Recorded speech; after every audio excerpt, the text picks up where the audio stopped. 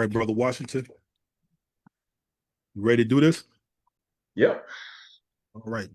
Ladies and gentlemen, welcome to another episode of the Speak Your Truth with Mark Ross podcast. I'm your host, Mark Ross, and with me this evening, early evening, is my good friend, Michael Washington, retired MPD officer, and we're here to talk about a really sensitive topic, I would say, bro. We're here to talk about domestic violence and uh, how it affects this city and the people in it.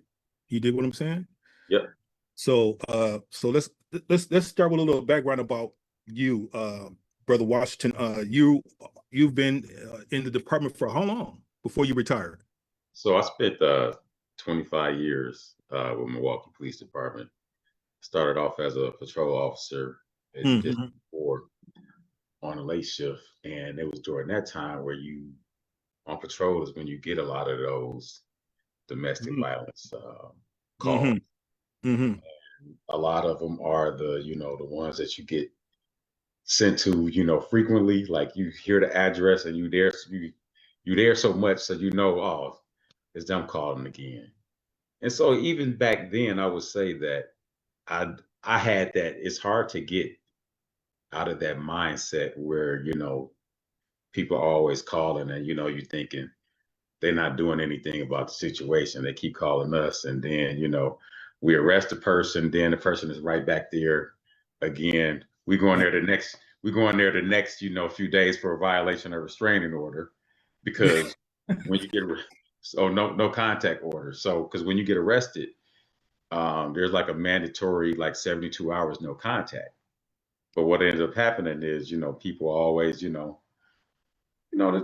go through whatever they go through, and they relationships, whatever, Yeah. get arrested, and you can come home, and then they come home, and then she gets mad, and call the police again. I'll be arresting them for that. So so so it's been kind of a repetitive cycle for you in many cases during your times working, especially second and third shift. I'm assuming. Yeah, so it's hard not to get jaded, but Mm. I mean it's the job. So there was a thing where it's a mandatory arrest. So they even took the judgment, the judgment decision out of our hands. You had to make an arrest. Mm. If if you can show that there's a primary physical aggressor, then that's an automatic arrest. No ifs, ands, or buts. Yeah. And but Brother Washington, it's crazy though, in the fact that you just said earlier, you get these calls to the situations and whatnot, only to see them go back to the abuser. And Right. and I have to say, I don't co-sign any domestic violence, ladies and gentlemen. That if you're listening or may listen in the future to this, I don't co-sign this at all. But you got to make it make sense, man. Please And, make it make sense. Why and would you go back to somebody that's putting hands on you? but that's the problem. People often judge situations that they're not a part of. So when you're on the outside looking in, it's easy to say, well, why won't they just leave? Well, you know what? You don't know that person's, situation. A lot of it is trauma, Ooh. childhood trauma that they, dealing with and have to get past. Because if you grow up in Mm-hmm. that environment, that's, that becomes a part of you. Mm-hmm.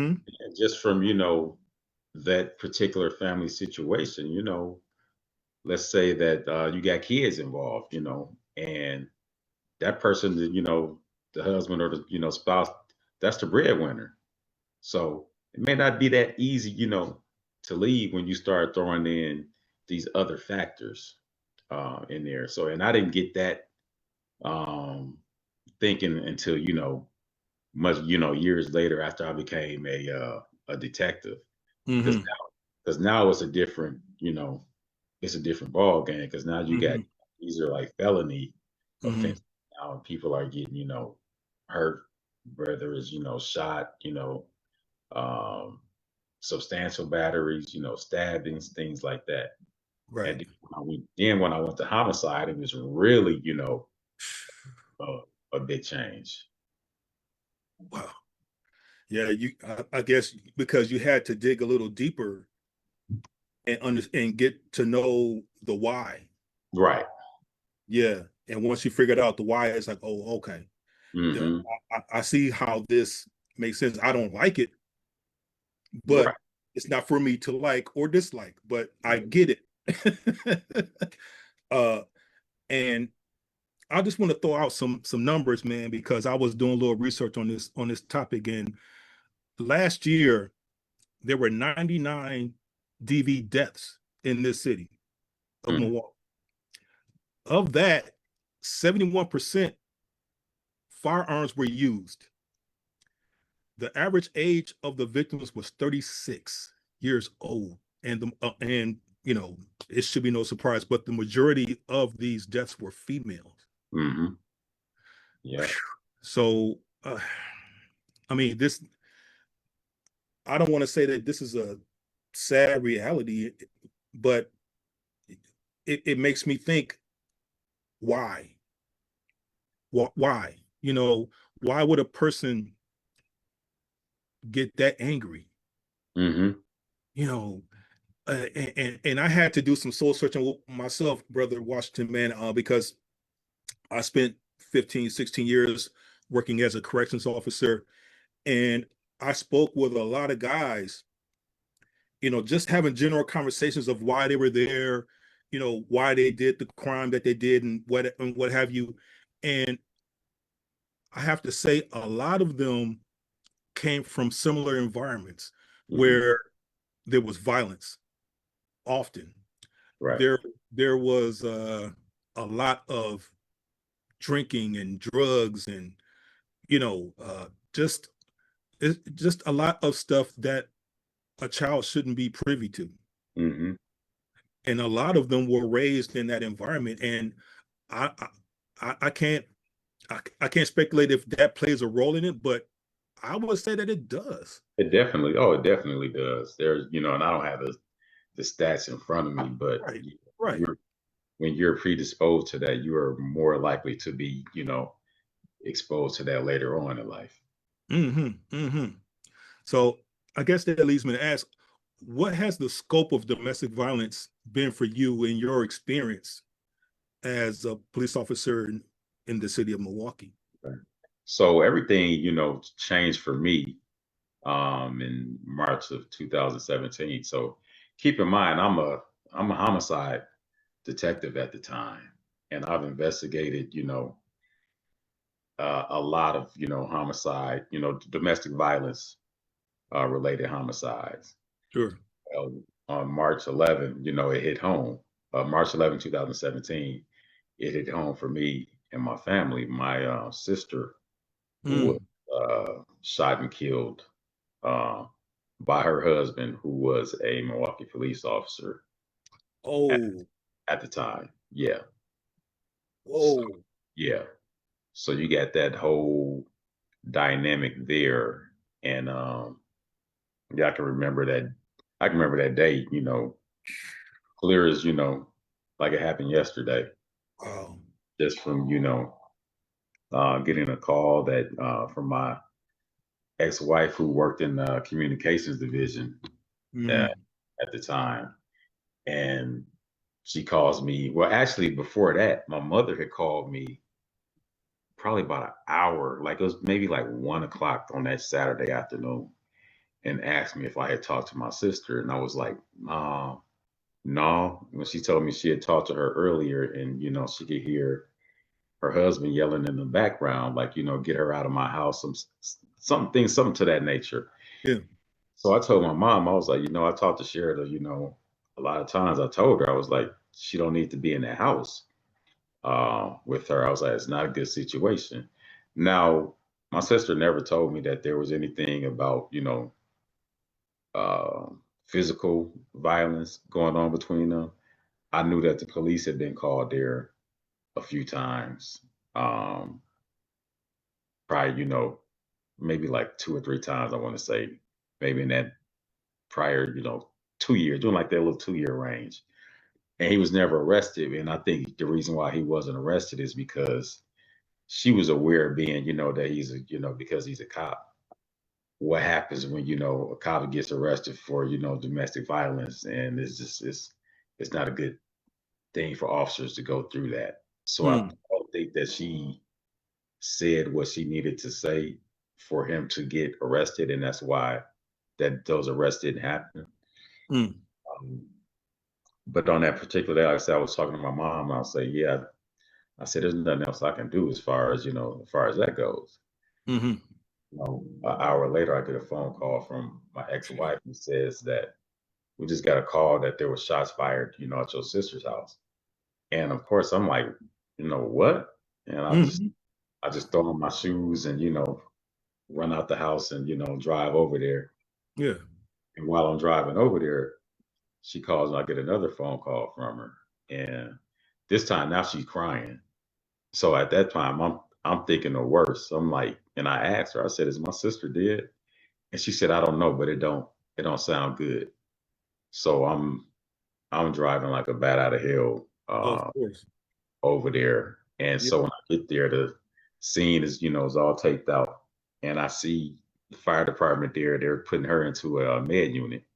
So I'm like, okay, that's a good sign. At least I know that she's still alive when I see them rolling her out. So then my next thing was where was he at? Meaning her husband. Exactly. Yeah. And so I had to ask like a couple of times. I was like, somebody better answer my question. And Right. somebody like grabbed me and it was like, yeah, he did, he killed himself. So I was Oh, like, yeah. So I was like, okay. So oh, I'm getting ready to leave. I'm trying to get a hold of my mother to tell her, y'all got to get to the hospital. So finally took a couple of times and got through and told her what happened. And I'm about to leave and go to the hospital. And then one of the officers says, hey, the boys were in the house. And the boys, meaning my nephews, who at the time were 8 and 12 years of age. And I hadn't even thought about that because typically on the weekends, they used to stay with my parents a lot on the weekends. And it's just this particular weekend, they just happened to be at home. So they were home when all of yeah. this was going on. They saw all of it. Yeah, they didn't see it. I think they were in a room, but Okay. but they heard the gunshots. And then my 12-year-old is the one who actually called. When Mm, they go outside the room and they see this, he's the one that actually called the police. mm. So yeah, so once they tell me that the boys in the house, I'm like, shit, I can't. So I stay there because I know what's going on right now because I know they're gonna want to talk to them because that's just a part of the investigation process. And so I'm standing there, I got some people with me, whatever. And never did I think that, she wasn't gonna make it, but maybe about hour and a half later while at that scene, my supervisors came over to me and it was like, man, they were like, Mike, I'm sorry, but she didn't make it. And I'm just like, you hear it and you like, it's like this not real. Mm-hmm. Remember that, just feel like you get hit like a brick just hits you and you just like drop to the ground. That's exactly what happened, how I felt. Mm-hmm. Yeah. And yeah, just remember going to that, freighted out to that to the room, and it was never the same every time I went out to freighter after that and going up to those, trauma center up there to the rooms where she was at. I Mm-hmm. mean, it always brings that day back to me. Yeah, man. Yeah. Sorry to hear that, man. I went through a similar situation myself as it hit close to home. My niece, Rosalind Ross,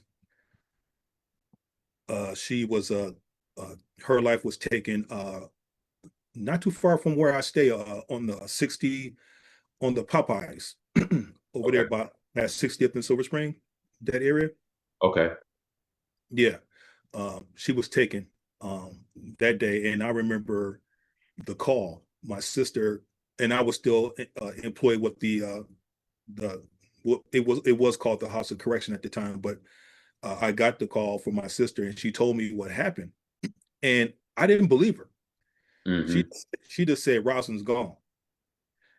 I'm like, where did she go? Did she go out of town? I mean, what's going on? And she was like, no, she's gone. And I'm like, you mean like in heaven gone? Mm-hmm. Yeah. And she was like, yeah, she's gone. And the way that my sister said it, I mean, something just clicked in me, bro. It was like, I gotta go to my sister. Mm-hmm. You know what I mean? I gotta get out. I got to leave. Right, like within a minute or so. I got to get out of here because I'm gonna do something real stupid. Mm-hmm. So I approached my supervisor at the time and I told him, hey, I got the call that I shouldn't have got. My niece is gone. She was murdered, and I got to go. I got to support my sister. Mm-hmm. Like right now, I was ready. I would have quit the job. I'm not even gonna lie. I would have Mm-hmm. took that job to, hey, peace out. I'm going to see my sister today. Right. So thankfully they were able to grant me that time to leave so I can go support my sister. And yeah, she was telling me that her girlfriend, uh, I guess they broke up, but I guess they had In the like a final in the date or whatever in the drive-through. in the She drive played through. basketball. I remember Yes. that. Yeah. Yeah. Yeah. That's my niece, bro. Yeah. Yeah. Yeah. That's my niece, man. Yeah. They did a whole article in ESPN and magazine about that. Indeed. Yes, they Yeah. did. Yes, they Yeah. did. They did a bio about that too, man. So Mm-hmm. yeah, yeah, they did great with that too, man. So Yeah. yeah, so they showed a lot of love to my sister, and yeah, man. When I go past there, I used to think about my niece a lot, Mm-hmm. because I don't live that far from there, and it's just like, wow, man, she's gone. And again, firearms. Yeah. Both of our scenarios, it was firearms used, right? Mhm. So yeah, domestic violence. I mean, not it affects everybody, bro. Yes. Yeah. And it affects both families too. Not just the victim's family is it's two families affected by it. Either that person is yeah, in Hmm. that situation we had two people that my nephews lost both of their parents Right, um, that right. day. And Yes, yeah, I lost a sister, but I can't imagine being that age and and then your life just changing like that and forever. You right. know, they That don't part. get they don't get to experience, Mm-mm. no more, big events, graduations, birthdays, holidays. They don't, yeah, that's gonna never be the same for them again. It's over, Yeah. man. And for you being a cop, from my understanding, the domestic violence rates are higher for cops. Yeah. Why is that? I think it's the stress of the job. It's it's a very stressful job. You see the worst out of people on a daily basis, and Mm, just some of the things that you see and deal with. The yes, it is a job, but that doesn't mean that you are. It's not normal to see and experience those type of things, day after day. It has an effect on you. But then you take that into the situation, take that into account. But you also got to figure out, people have home lives as well. They just regular citizens when they get off and, they got the stress of, whatever is going on at home to deal with too. And if you don't have outlet, or like I said, if you grew up in households where, that's what, experienced growing up. And yeah, that's what, and that's what you use to cope with, whether, is drinking or Hmm. whatever else people use as a coping mechanism. Yeah, But yeah, I get it. I yeah. get that. I get that. Man. So, excuse me. So, I know we touched on it, but why do you think that women in particular that were abused go back to the abuser? Um, well, obviously, there's some I don't want to say that, you can't account for love. There's some love there. Uh, Hmm. but as far as why they go back, it's like I said, everybody, people can only leave when they're ready to. You can be there and support, but until they're actually ready to make that move themselves, then Hmm. there's yeah, you can support them as much as you can, be there for them, but you can't judge them for not leaving. And I think that's the biggest thing that people have to avoid is, that mindset. Yeah. Yeah. Yeah, because like I said, it's easy for, outside looking in and be like, why won't they just leave, or but yeah, it's just not that easy for everyone. Yeah. Yeah. It, yeah, I would guess so, because in some scenarios, people that are going through those vicious cycles of abuse are oftentimes alone, or Hmm. they feel as though they're alone. You're right. No one understands them. They're isolated from their family. You Right. know, they're financially dependent Mm. on the guy, right? Right. I mean, regardless of if he's not making a lot of money or is making a lot of money. I mean, they're dependent on the man, Right. and, and that man has that sense of control instilled in that relationship too. You Hmm. know, kind of narcissistic though. Yeah. It's all about control. Yeah, and a lot of people suffer in silence too. That they don't tell anybody because they're embarrassed, for one, Mm, and a lot of times people just don't want people to know what's going on in their mm, household. hmm. Yeah. Yeah, yeah, and you hit a nail on the head too, Brother Washington, when you said that people will leave when they're ready, Hmm. which is unfortunate because it should be the first time. Right. But for a lot of people, it isn't. Uh, Hmm. you have to take a couple of knocks upside the head, not to coin a phrase, Right. uh, before they get it. Uh, and I remember too, bro, years ago, I met this woman who admitted to me that she was uh, in a violent relationship uh, previous to meeting me. And uh, you know, the relationship never really took off. We were Hmm. more like this talking, hanging out, But as time went on in our friendship, so to speak, uh, some of the anger and the attitude, it came out. Hmm. She would we would just be on the phone talking, and all of a sudden she would just say something real crazy to me. It was like uh almost like a Tourette type of deal. She would just start cussing, you know what I'm saying? Hmm. And it was like, where'd that come from? And, she was like, oh, don't worry about it. Don't trouble. It's all good. I'm like, oh, okay. But she, like, again, she told me that she was in a very abusive relationship with maybe one or two guys. I want to say two, back to back. Just she went through a lot of shit. And as time went on, she started like creating uh, uh, an environment where we're just arguing more than talking.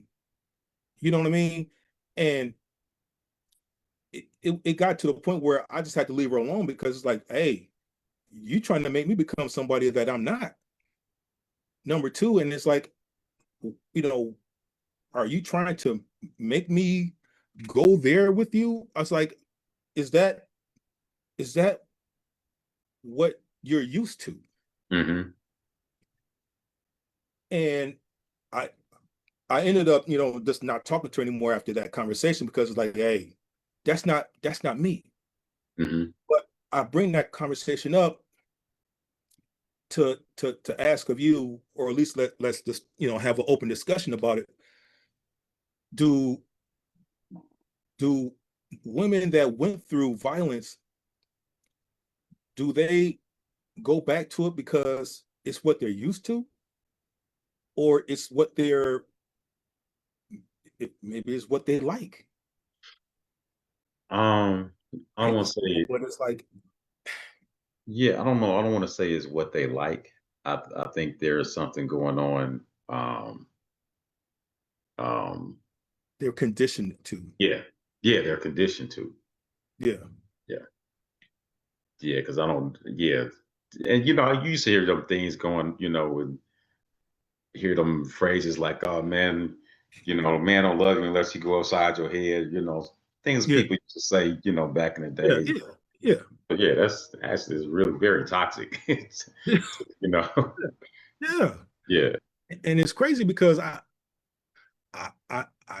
sometimes wonder if people like toxicity in relationships, because I I don't. Right. And I won't stay. I won't tolerate that, man. And it I don't know. It's really concerning to me that the like you said, the fact that people don't talk about it because of fear of embarrassment. It's troubling because you need to reach out. Hmm. You know that you are in a position where you could lose your life. You know what I'm saying? And you you are in your own way. Right. You are in your own way. But I do want to add this. It's when women do decide to leave a relationship, that's the most dangerous time for them. Mhm. Yeah. Whether Mhm. it's, whether it's early or whether it's later, that's the most dangerous time for them Mhm. because there's a lot of situations like that where they did do everything, where they called the police and he got arrested and they got the restraining order and completely eliminated being having that person in their life, and they still end up losing their life Mhm. behind it. And those are the situations where it's is what do you do? Yeah. It's it's happening way too often, and Mhm. I think what needs to be addressed is the men in these situations where they going through getting arrested for DV multiple times. More attention needs to be done, but be focused on them to help them because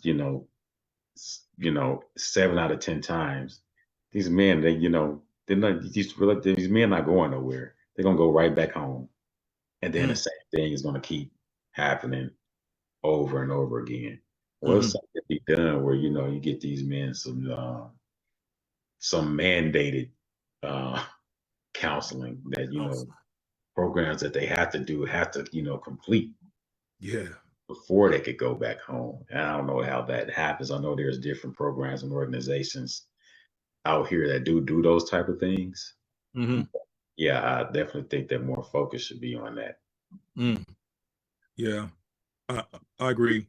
I agree. But what scares me though is that if, let's say, a man would do what you recommended and go Mhm. to court mandated counseling, uh and maybe it's not for me to care or you, but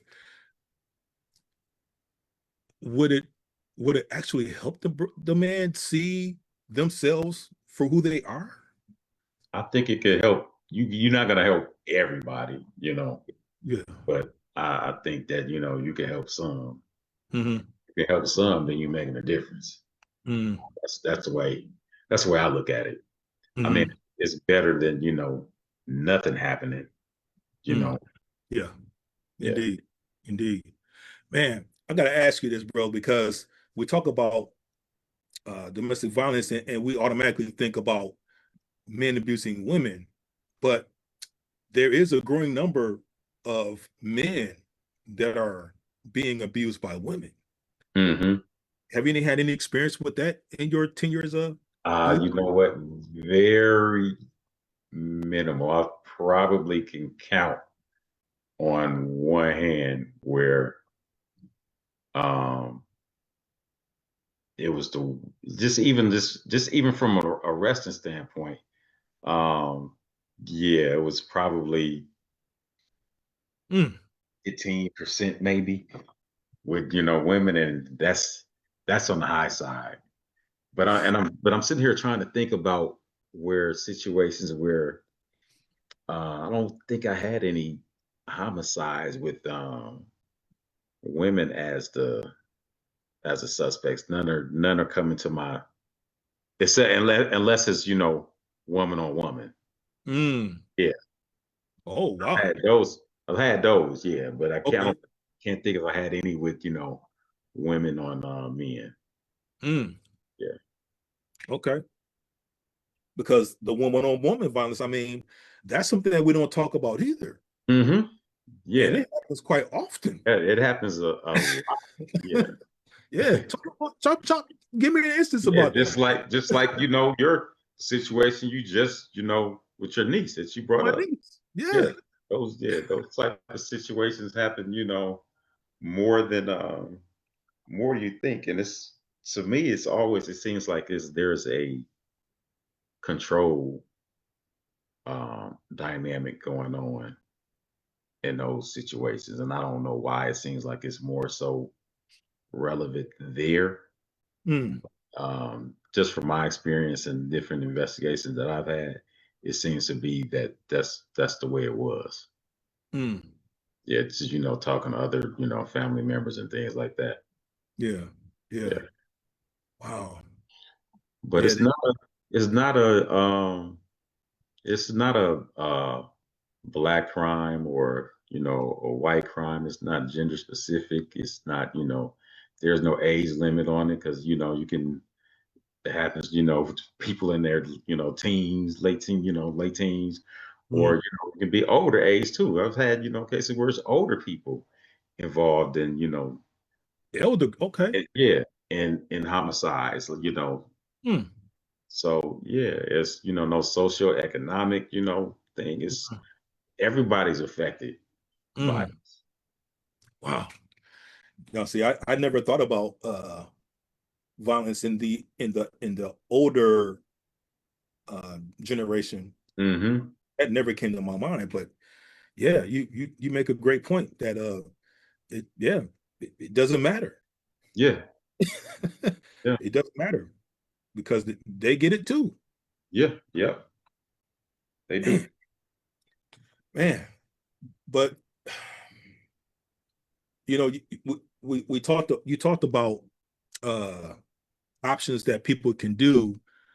Uh are are there any like laws that you know of that makes it uh um that would, I guess, give uh people who do the crimes or do the violent acts, do they spend like a lengthier amount of time in jail, or do they just spend whatever they spend in it and get out just with nothing?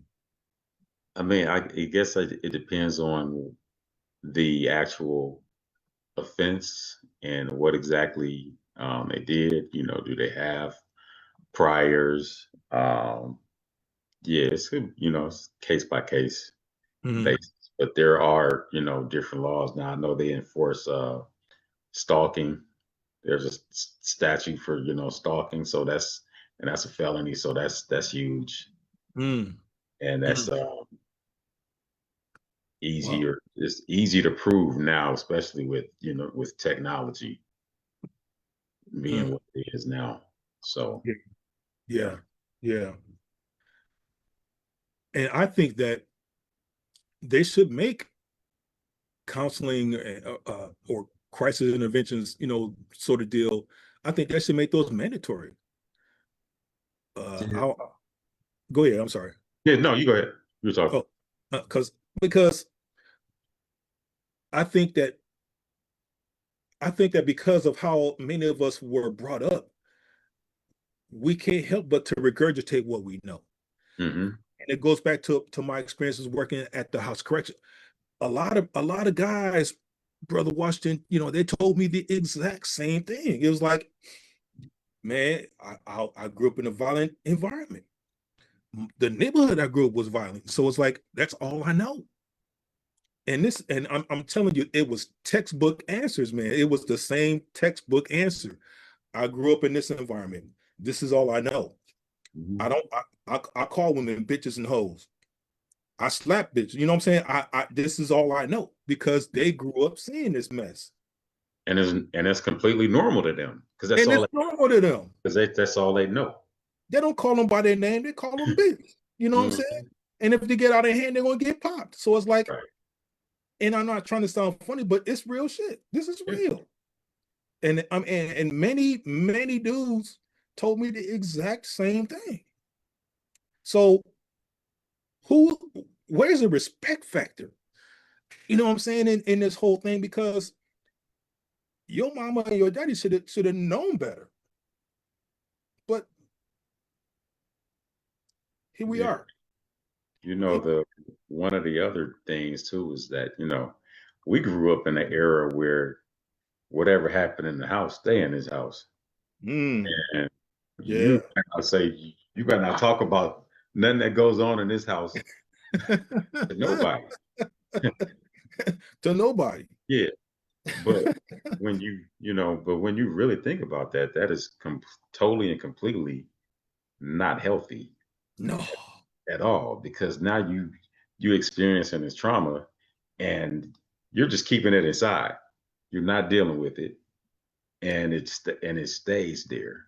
So that's how when you don't have that outlet or you don't deal with it, you don't have no release.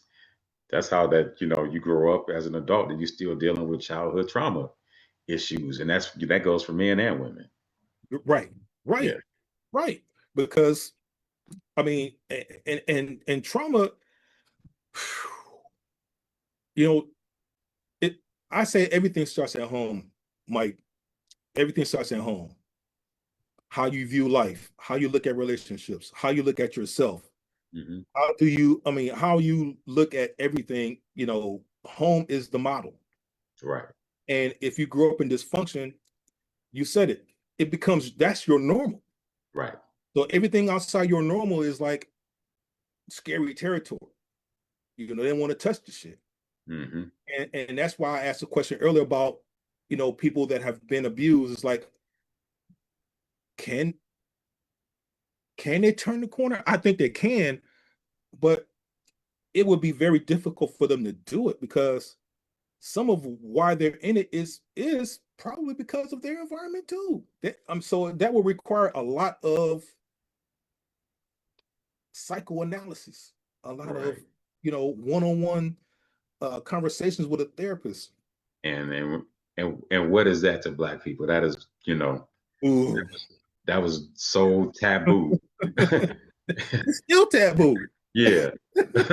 But I think there's definitely more growth now than probably than it ever was as far as normalizing, therapists or therapy.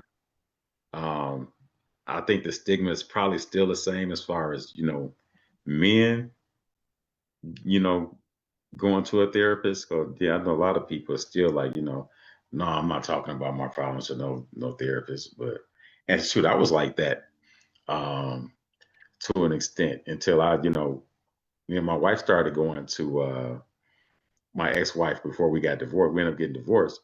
But that therapy, going to that therapy was like one of the best things that happened to me because I was able to, unpack a lot, Mm, a lot of stuff that I didn't even know that was going on inside of me. Mm. So I kept, it didn't save my marriage, but I think it helped me as, as a man. Right, right, right. Yeah, I've seen a Wow. therapist, off and on for years. Good, Yeah. good. And it's funny. I mean, not funny, but it's good that you were able to come to grips with who you were Hmm. and leave that there Right. and embrace the change and becoming a better version of yourself. Because and it goes back to uh, the portion where I said that I think it's scary for people to change their norm Right. because they've embraced this part of themselves for so long that now what they thought was normal or right, it isn't, and they got to relearn all of that shit, Hmm. rediscover themselves again. And I think that chapter of people's lives would be hard because Right. nobody wants to embrace that self introspection, so to speak. Yeah. And some people don't even have the means to be able to do that. If you don't have good insurance, a lot of people can't afford going, to go see a therapist. That's So true. that's another thing. It's true. That's true. And so that there's so many things that we could do, but there's a lot of layers to unpack. Like like Hmm. you know, there's the self-sabotage where we don't think that we're good enough, and there's the lack of insurance, and you know, there's the family support or lack of family support. There's so many layers, man, and the the stubbornness to talk to somebody about it. Hmm. You know, that that's rough. Right. And it's just it's icky. It's an icky situation, man. And yeah, I'm just thinking out loud, man. Was there ever a time in your career that you pulled a person to the side to say, "Hey, why are you in this? Oh, What?" yeah, I did it plenty of times, especially when those situations where you were going back to, the same house Hmm. over and over again. And so, then because you kind of know this person because you've talked to them before. So you kind of, know what's going on. Yeah, But the main thing is that, that you're there for support to do your job and not judgment. Yeah. yeah, yeah. Can you give me an example of a time where you had to, look at a person and say, "Look, why are we here? Why are you here?" It's funny. Yeah, that, that actually, I probably said that exact thing plenty of times coming here. Like, look, why are we here again? Why you call us? Because No, you already yeah. know what it is, man. Like, Uh-huh. I mean, go ahead, man. I'm But sorry. it really is it's a it really is it's a cry for help. I mean, nobody just wants to be calling the police just to be calling the police. So they are calling because there's a crisis um, going on. Um, maybe not physically, but just even in here, Yeah, just yeah, you have that going on and it's constant. Then yeah, it does something to you.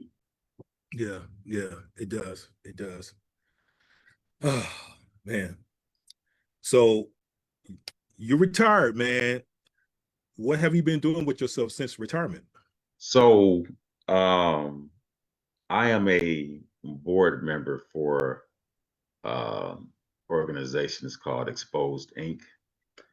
And what that is an organization started by two ladies who are domestic violence we like to say thrivers, not survivors, because life goes on. Where not only you survive, but life goes on. You continue to thrive. Mm-hmm.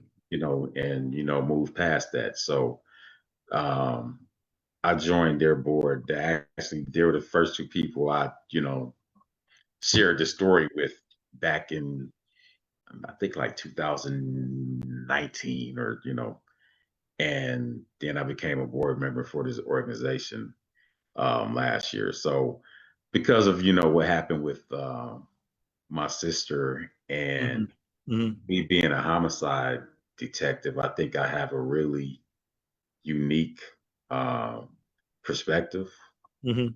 when it comes to this. From being, I was used to being on that inside of that tape, from just being, investigating these things. And then I was on the outside of that tape. And that really, for me, it changed things. It changed me as, how I did my job Mm-hmm. uh, for the rest of my career. Because now I know, and I knew how it was, but I know now because the way I acted when I got to that scene, I ran across that tape and was like, man, get off, I'm doing the same thing that other people, Right. do on the scenes. Yeah. Yeah. So whenever I was at a scene, I always, I dealt with the family that came to the scene. I would be like, I got it. You know, I got it. Y'all do what y'all do, and I'm gonna deal with them. Right. Right. And I was, and I was always able to calm people down, and because people are, it's a highly emotional situation when you get a call that a loved one has been Mm-hmm. shot, and they just want answers. They Sure. want to Yeah. know first, want to know if their person is okay, Mm-hmm. and then they want to know what happened. Mm-hmm. Yep. And just leaving people hanging, that doesn't work. So, but I was always able to calm people down, especially when I could tell them, you know what, I know how you feel because I went through this myself. And I think that, when people hear that, then they know, okay, I think it's like a moment where they could, they didn't see me necessarily as as a detective. They saw me as, somebody just like them dealing, that's dealt with the same situation they dealt with. Yeah. They see you as a So human being, brother. yeah, Indeed.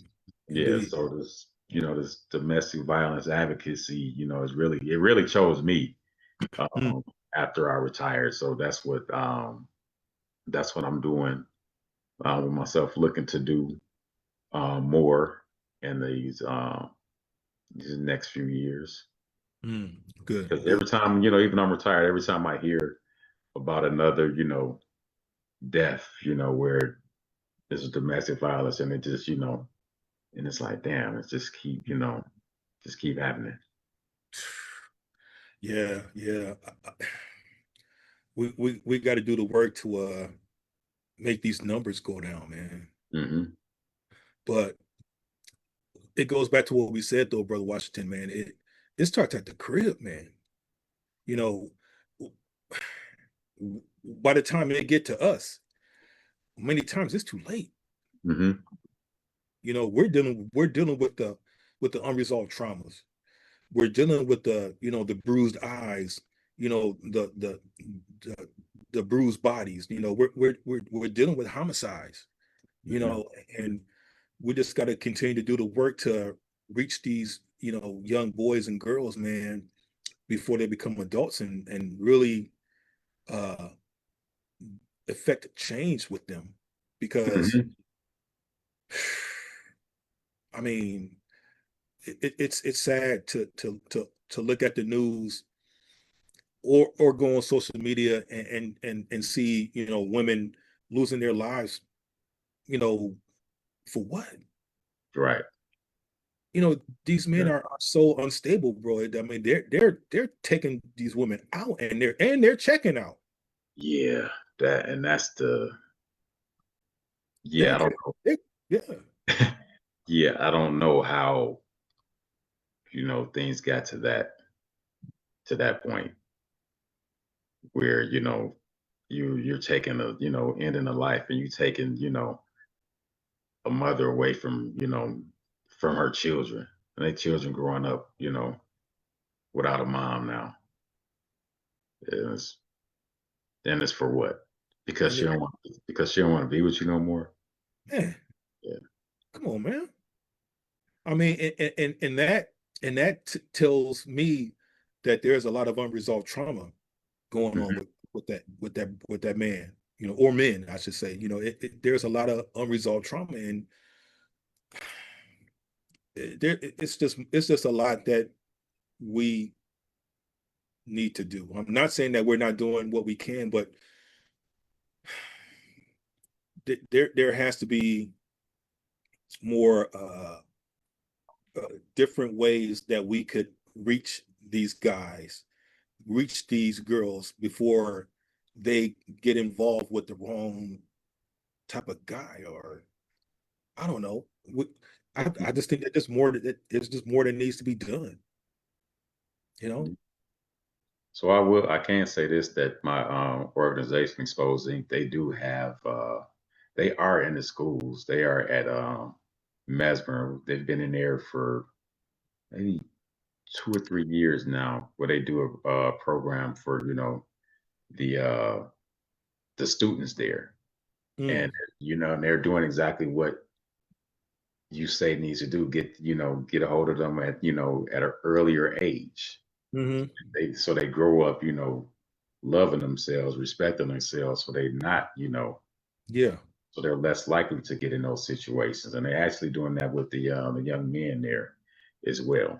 So Awesome. yeah, Awesome. Awesome. And we also need more organizations and people like us to get in these schools and talk about mental health. yeah, yeah. Mental health is a big part of it. But and Mhm. I just think it's important for um more men to be involved, because I'm telling you, the women are out here, doing it, boost to ground. And there's men doing it as well. But Sure. the women, it's the majority women that's out here doing uh, Indeed. a lot of this work. So yeah, more men need to actually be involved in this situation. And I think that's when, change will happen. Yeah. Yeah. We need more men with boots on the ground, Yeah. speaking out this thing. Yeah. And then because they need to see us. Right. They Yeah. need to see Do it. us. Yes. Yeah. Yep. Well, I'm willing to help out any way I could, brother, because I just want to do my part. Hmm. That's why I do this podcast. That's why I do what I do, man, because I just want to do my part in affecting change in the community that I live in. So Right. yeah. We appreciate you, bro. Appreciate you too, man. How can Yeah. people reach you? You If can people reach me on hold on, let me get my got to get all your info together. uh yeah, so yeah, on Facebook I am Mike Dub, that's MikeDub. Right. Uh and on Instagram I am underscore Mike Dub. Okay. And what about that organization that you work with? Oh, Exposed Inc. EXPOSEDINC. We actually just had our sixth annual walk run at the beginning of October. And Hmm, this was, yeah, and it has grown tremendously. This was our biggest turnout yet. Um, like a lot more men were there. hmm. So just want to continue to see that um, grow. So that was a very good thing to see this year. Good deal, man. Good deal. Well, like I said, if you need some assistance with uh people to speak out on some things, man, you got my number, you got my information, man. Reach out and hit me up. All right. All right, bro. Ladies and gentlemen, Appreciate appreciate you. And ladies and gentlemen, this has been another episode of the Speak Your Truth with Mark Ross podcast. Remember, guys, it's okay to not be okay. Just do something about it. That being said, Brother Mike, have a good evening. All right. Take care. Peace, brother.